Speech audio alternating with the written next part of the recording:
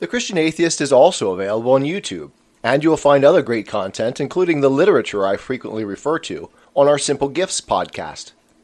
If you find our content helpful, consider supporting us through PayPal at romanschapter5@comcast.net.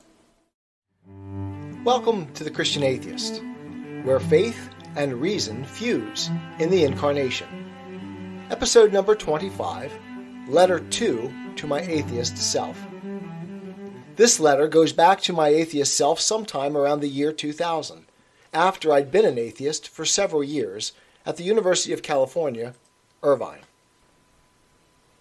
Dear John, by now you have spent a great deal of time thinking about and experiencing the world as an atheist. There is, undoubtedly, a sense of freedom in believing there is no God, isn't there? It sets you free to confront a different set of constraints, to be sure. By now, having been a teaching assistant, a TA, for several years, you have repeatedly encountered the hostility that many academics have toward fundies and any orthodox notion of the Christian faith, while embracing nearly every other type of religion and spirituality uncritically and with open arms. Surprised, weren't you, by the vitriol and intolerance of those who preach tolerance so loudly? Would you like to understand that contradiction better? Read Herbert Marcuse's essay, Repressive Tolerance. You'll have a light bulb moment. You have also learned to keep your mouth shut about political matters, as the consequences are too dire to swim openly against the current. Duck and cover wasn't just good advice for your primary school days and the threat of nuclear war. Unless I miss my guess on timing, you have just been labeled a scab and denounced for daring to cross the picket line of disgruntled teaching assistants at UCI. You had no idea that you were required to feel oppressed. Instead, you dared to feel blessed and grateful to the administration, to be given tuition remission and a stipend for your work as a TA. It never occurred to you that you were entitled to much more. Unforgivable, your cheek in that. How dare you recognize your blessings in the midst of so much oppression and resentment? Do you remember, by the way, how horrified your advisor was when he heard that you wanted to work while in graduate school?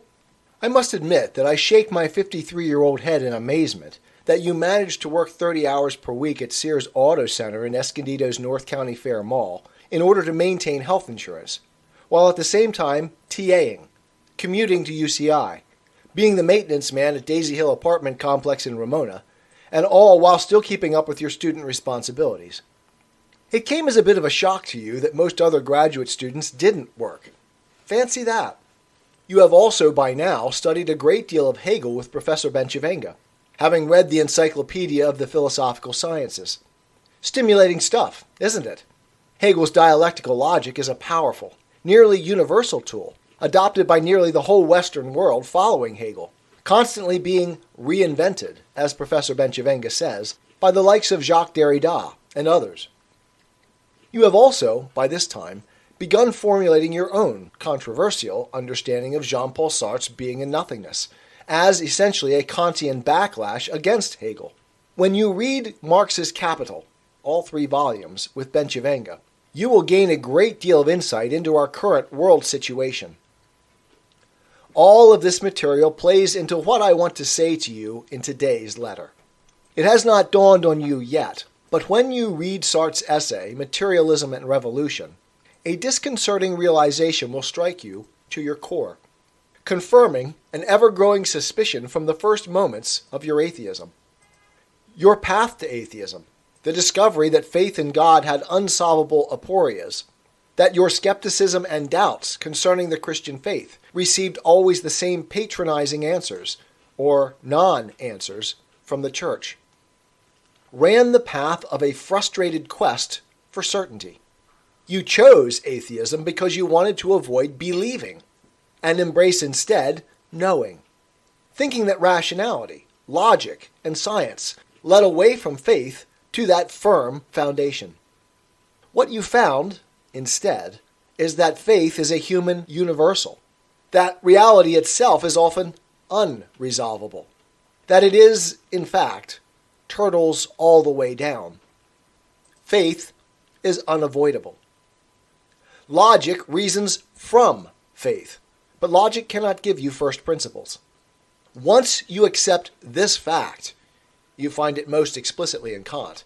My reality in the future becomes possible for you, though you will not see how for another 2 decades. You thought, but by now your experience has forced you to know better, that you would find in science, in academia, and in academics a more objective, less biased, more open and truly tolerant vision of the world. What you found instead was that people are people in all human institutions, and that the blindness, bias, and arrogance that you thought characterized Christianity and Christians is even worse in academia. This had been your most compelling reason to abandon Christianity in the pursuit of truth. But don't fret.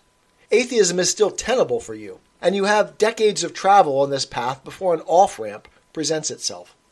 The choice of theism or atheism is not between knowledge and faith, or rational and irrational, but between faith and faith. If this time portal opens again, I will try to send more of these missives your way. Yours truly, Dr. John Wise. I thought you might like to know that. Eventually, you do get your PhD. I am a Christian, with the searching and skeptical mind of an atheist.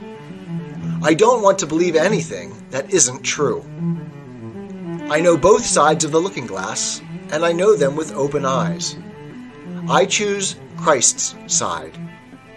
I invite you to join me from wherever you stand before the looking glass.